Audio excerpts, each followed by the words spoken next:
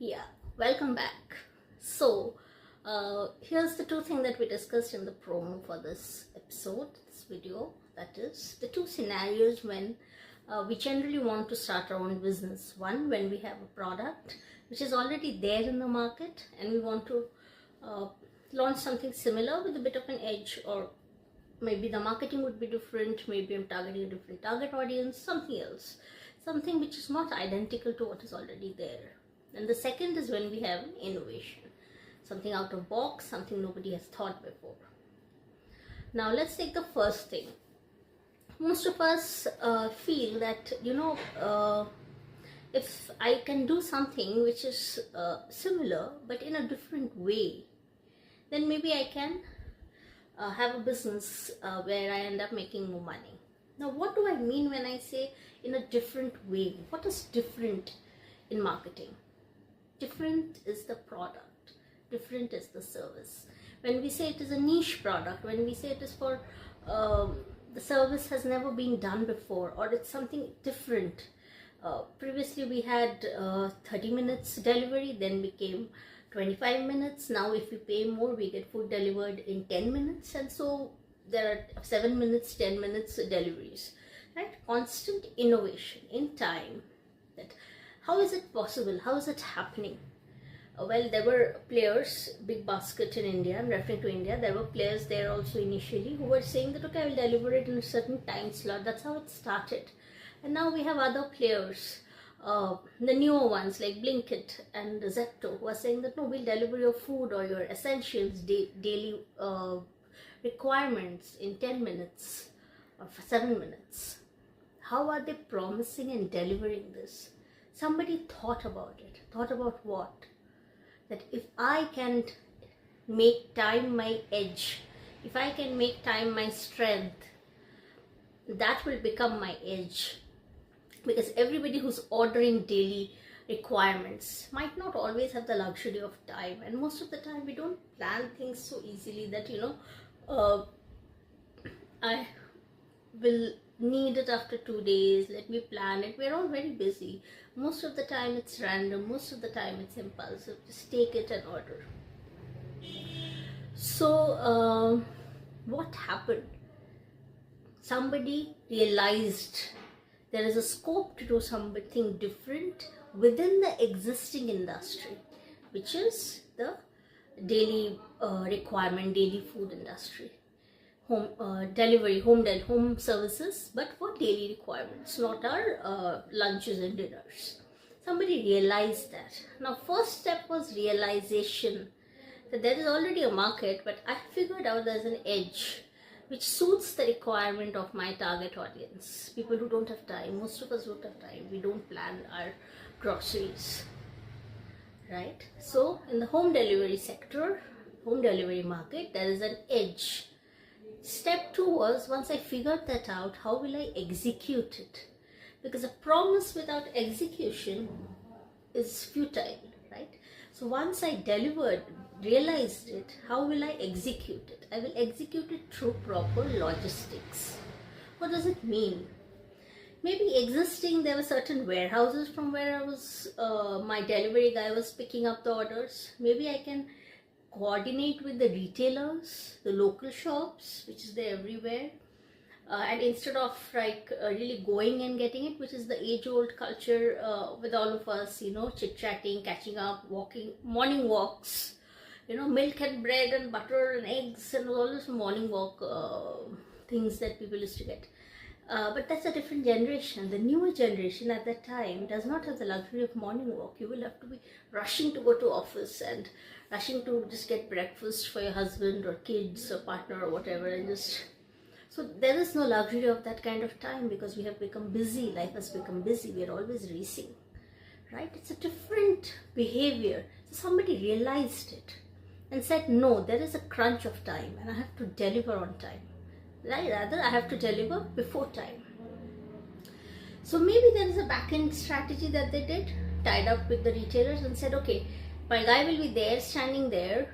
He's going to come. The moment the order comes to him and you, pack it and give it, and he'll come and deliver. Yeah, this could be one. See, nobody really gives out his or her business idea. It never happens like that. But a lot of things that we analyze and we read in the newspapers or in the digital portals and all, we realize that this could be one of the things that they are doing. There could be so many others that they're doing. So what did he do? He entered the same market. He had competitors, but he figured out an edge, right? Which was time. What if he had not figured out an edge and did the same thing that everybody was doing? Well, he can still do it, but not in the same location. Everybody cannot be present. There's no company that can be omnipresent, present everywhere. So maybe he can still do it in different location. A location where nobody has penetrated yet. Why? Maybe because it's far away, maybe because it's outskirts, maybe it's not really urban, it's a bit semi-rural or rural, a lot of other things. Or maybe I'm a localite, and for me it's easy, and I can do the same thing here. Yeah. The third way to do the same thing, I will deliver without an edge, could be a different target audience. In the first case, I said that it's a couple, working couple, young married couple. Second scenario was the location. Third scenario could be a different target audience. Let's say students living in colleges, students living in PGs or as paying guests. They also have the requirement, but their requirement in terms of food would be very different than a family requirement. So these are various ways in which, once you figure out your idea, see where all do I have scope of doing something different. When I say different does not always mean related to the product or service. It could be a different target audience, it could be a different location, it could be a different logistics, which gives you an edge. So many things are there, but difference is key. Without a difference, replica of an existing business, it's just competition. It's just like we have in e-com, let's say fashion. There's so many fashion houses, everybody's doing great job, but then I don't know how many will even come close to the bigger ones. It'll take time, right? So that's the first target audience. Let's come to the second target audience. Let's come to the second point here, which is I have an innovation. I have innovated an idea. What does that mean? I have innovated and I have an innovation. Let's say I am interested in smartwatches. I've been following smartwatches for a very long time. But I realized when I used it that I'm somebody who sweats a lot, and my smartwatch doesn't function properly because of the sweat. Yeah. Is there anything in the market called sweat-free smartwatch? What am I talking about? Innovation. I'm building something which nobody thought of before. It could be improvisation in a product which is already there. It could be completely new product. So, like a new example of a new product would be CDs, and then came music apps. Then came you can download music everywhere. Then came YouTube. So right from the era of cassettes to CDs to DVDs to this range. See how it has evolved, right? Nobody thought of tablet, and here we have tablets. Now everyone owns one. Nobody thought of earpods, where here we have wireless earphones. So it can go on and on and on. That's one category of innovation. The other category of innovation could be like, I have a product and I want to improvise it. I feel there's something which if I can do in this product, I have something. I build up new product which has good market. Like I said, I have a smartwatch. We have a lot of brands who are making smartwatches, but I am somebody who sweats a lot. So I want my smartwatch to be sweat proof. Okay, I figured out an idea. How do I go about it? How do I do it? I have to first understand, can I build it on my own? Maybe not. Whose help do I need? I need somebody from this industry, somebody who is into the production of watches. Do I have the money? Maybe yes. If I don't, how do I do? I figure that out. What should be the price? More than the existing one or equivalent? Probably more. Why? Because not too many people have complained about a smartwatch which does not work properly or is not functionally good enough because I'm sweating continuously, right? Which means it's the sweat level of somebody who's a little more than the obvious, or maybe somebody who's working in an environment which is not very cool, or maybe your workout room is not centrally conditioned or something like that. Maybe the temperature is high in that area or that zone. A lot of things are there.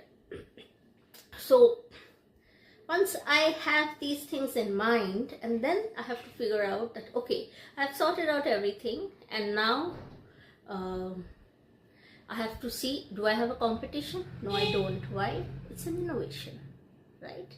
Innovation in both the cases, where I'm building something from scratch, or I'm innovating, or I'm adding a feature to an existing product, both is new. Nobody has thought, I don't have a competitor. What do I have? First movers advantage. What does it mean? Nobody has done that before. What is my advantage? I create a buzz around. I can easily do it around. I will not need so much of high promotional expenditures, high marketing efforts, because it just creates a buzz because the product is so innovative. So there are a lot of advantages when you do first movers. The difficult part is to come out with something where you have this kind of an advantage, and then the recall is very high. Why is Apple the way it is? Yeah. What is about iOS which is not there with Android? A lot of things. But still, why is Apple at a high recall? It is a premium brand. Now it has become, with the newer phones, it is affordable for everyone. But what is so different about it? The fact that it keeps innovating.